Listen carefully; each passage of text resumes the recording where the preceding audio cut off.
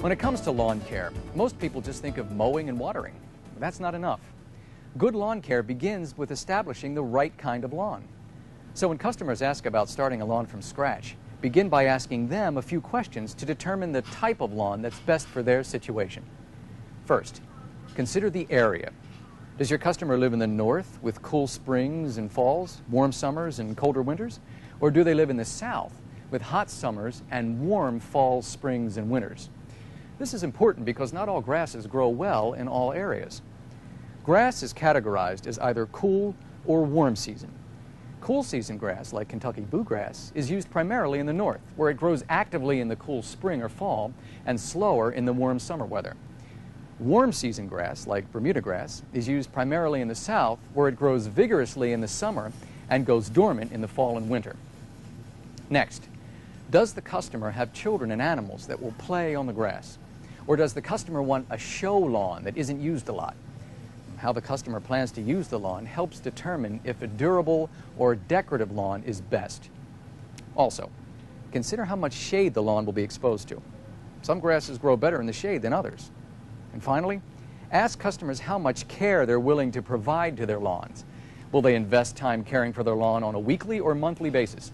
If they don't have a lot of time, customers should probably select grass that doesn't require a lot of maintenance. The answers to questions like these help determine the type of grass or grass mixture that best meets the customer's needs. After a customer decides the variety of grass to use, they need to decide either to sow seed or lay sod. It's really a personal preference. Seeding basically is planting grass seed on a prepared bed. It's the most common way to start a lawn because it's economical and it's easy to do. Although it may take a while before the grass establishes itself, seeding lawns generally are very strong. Now, sod is turf that's grown commercially, cut into strips, and then lifted intact with a thin layer of soil. The great benefits of sod lawns are that they can be installed at almost any time of the year and are functional in a short time. However, the initial cost for installation and labor can be very high. Oh, there's a customer over there who looks like they can use some help picking out some grass. Let's see if I can help him. Hi. Hi. Can I help you with some grass seed? Yeah, what should I look for when choosing some seed? Most importantly, you want to get quality seed. Even though it may be more expensive, it saves you headaches in the long run. Look at the seed package label for information. Now, first, look at the seed mixture. This tells you the variety of grass seed in the package. Named varieties are considered superior grasses. The percentage associated with the various seeds listed on the package tells you the proportion of grass seed by weight. Secondly, look for a high germination percentage. This tells you the percentage of the seed that germinates under ideal conditions. Next, look for other ingredients.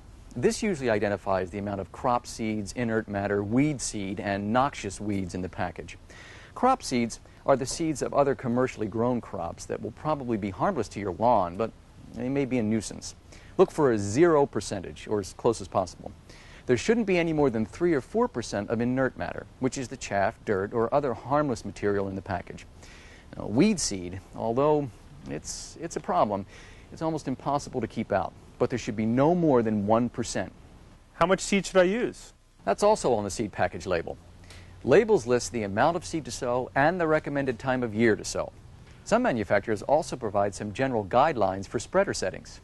Once I choose the seed, I just throw it on the dirt, right? Whoa, not quite. There are a few steps to take before sowing the seed. First, you want to prepare the soil. Few lawns survive if seeds are simply spread on untreated soil. Start by testing the soil to determine if you need to add lime or sulfur or other soil amendments. Then remove any debris and take care of any weeds. Then add a starter fertilizer to provide the soil with needed nutrients. Next, use a steel rake to remove stones and to level the surface of the seed bed. Make sure the seed bed is as level as possible so that puddles don't form, and to avoid scalping the grass when mowing. Now you're ready to sow the seed. Your best bet is to use a spreader, similar to the ones you'd use to spread fertilizer. Sow half of the seed in one direction and the other half at a right angle. Now this helps ensure that you cover the entire seed bed.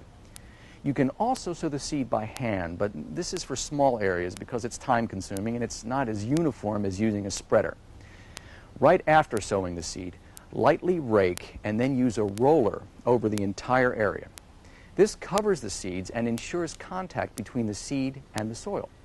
After sowing and raking, spread a mulch of straw, hay, or peat moss over the seedbed to help speed the germination process and to protect young seedlings. Spread the mulch thin enough to expose some of the soil. And don't forget to water the seed. While sowing the seed, try to keep the top layer of soil moist. And once you're done, thoroughly soak the area and then follow up with 3 or 4 light sprinklings a day until the grass is established. Is putting down sod a similar process? Begin by preparing the soil the same as if you were planting seed. Test the soil, add amendments, add a starter fertilizer, and water. Rake and level the seedbed and grade the soil 1 inch lower so that the sod fits flush against sidewalks and driveways.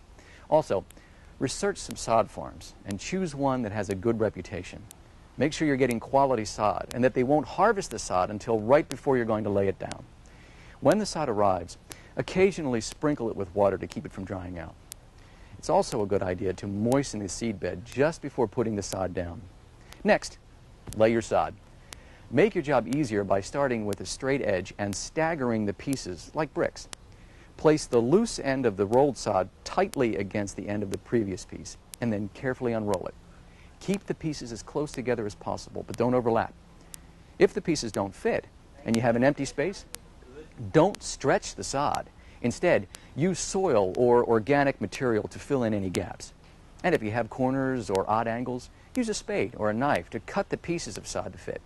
And once all the sod is laid, use a roller to roll the sod perpendicular to the length of the strips to ensure contact with the soil.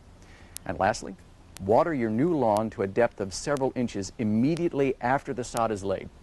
Water daily for a week or 2 and then every other day, gradually reducing until the grass is established.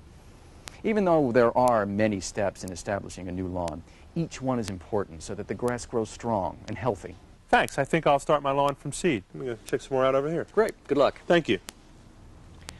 It certainly is a lot of work to put in a new lawn, but in the long run, it's worth the effort. To begin a good lawn care regimen, customers need to start with establishing a quality lawn. First, select a cool or warm season grass that is best for their area. Recommend customers choose grass that stands up to how they plan to use the lawn and how much care they'll give it. Then, describe the steps involved in installing both seed and sod lawns, preparing soil, sowing seed or laying sod, fertilizing, and watering. In our next segment on lawn care, my partner Kelly Gilbert will cover lawn care maintenance issues like mowing, watering, and fertilizing.